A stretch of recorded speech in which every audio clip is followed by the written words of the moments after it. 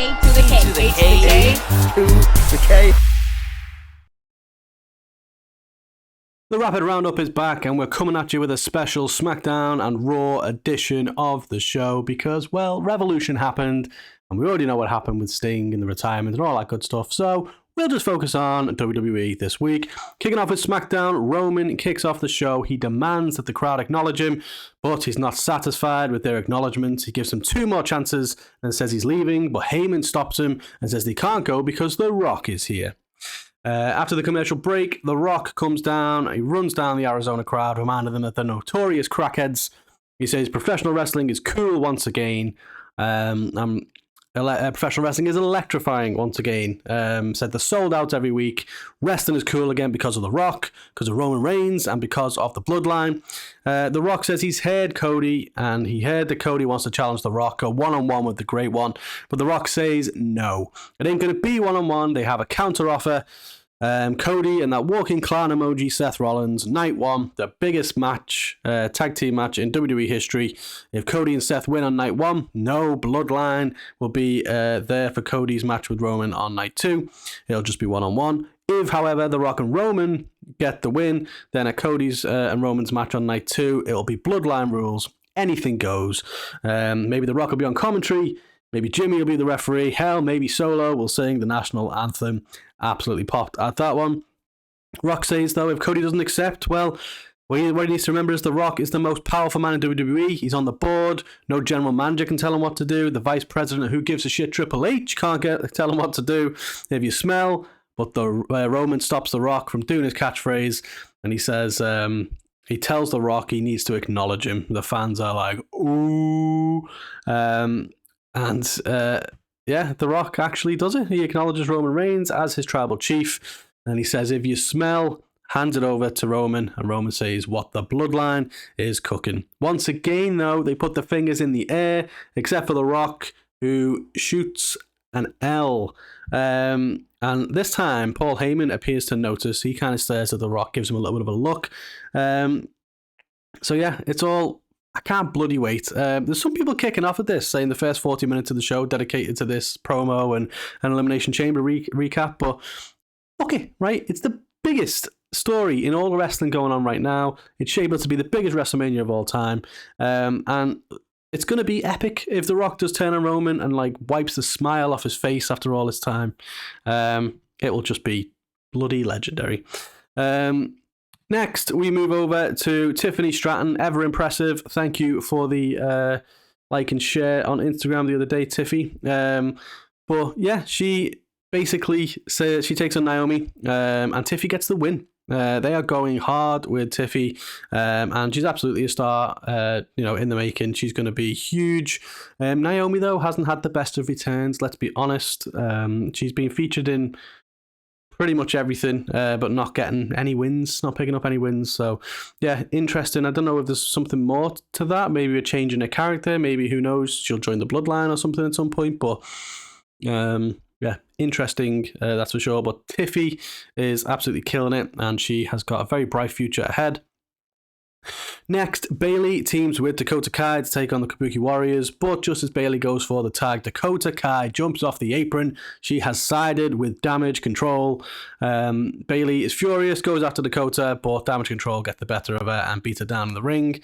Baylay is completely up against it now, isn't she? Let's be honest. That only helps with this babyface turn. Everyone is going to want to see her dethrone Io at WrestleMania. I know I do. After the match, though, we see backstage Damage Control run into Jade Cargill. There's a bit of a stare down there as well, so that is very interesting. Also, Braun Breaker squashes a guy. Next, Carlito takes on Santos Escobar in a street fight. Legado del Fantasma get involved, though. They start beating down Carlito. The LWO try and even the odds to no avail, but Rey Mysterio is back.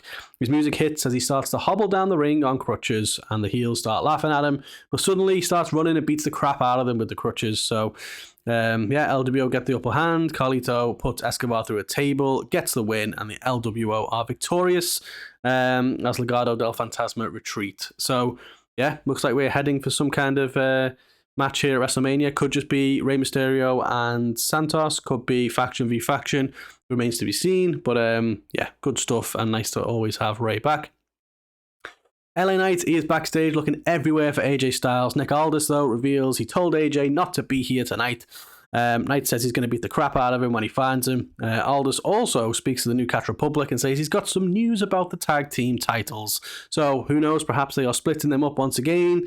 Maybe Judgment Day will just be the Raw champs and there'll be a chance to crown new champions on SmackDown. Remains to be seen, but that seems to be where they're going with it. So about damn time.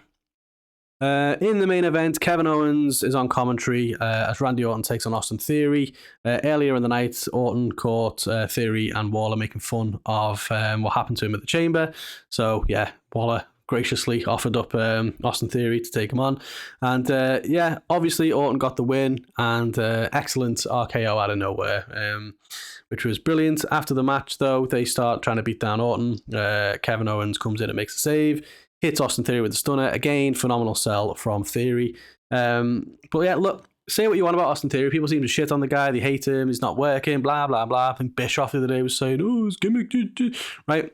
Yeah, I get it to a degree, but he's got something. He has 100% got something. He's got the talent, got the ability, and he's going to be big. I always liken him to John Cena with the Ruthless Aggression stuff. Didn't quite work. A little character tweak, suddenly megastar. So keeping the faith, Austin Theory will come good soon. Before we jump onto Raw, let me just sum it up, shall we? Absolutely awesome SmackDown. The Rock, Roman, that whole segment was absolutely excellent. Moved the story on. Added a bit of new tension between Roman and The Rock with their kind of acknowledge me thing. Also, Tiffany Stratton, Bron Breakker, both getting wins, being pushed strong. So nice to see the new talent coming good there. The Baylay story continues to be booked really well. Rey Mysterio returned. Jade Cargill made an appearance, and looks like maybe a new tag team title. So all in all, hell of a show. Fun main event as well, and long may it continue. Over onto Raw, Cody Rhodes kicked off the show. He tells The Rock never to talk about Mad Dog.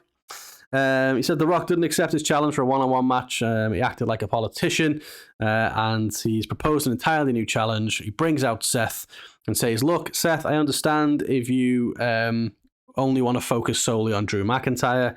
Yeah, but Seth says, don't worry, I'll take care of Drew. There's some bigger things going on than all of them, and that's taking down the bloodline.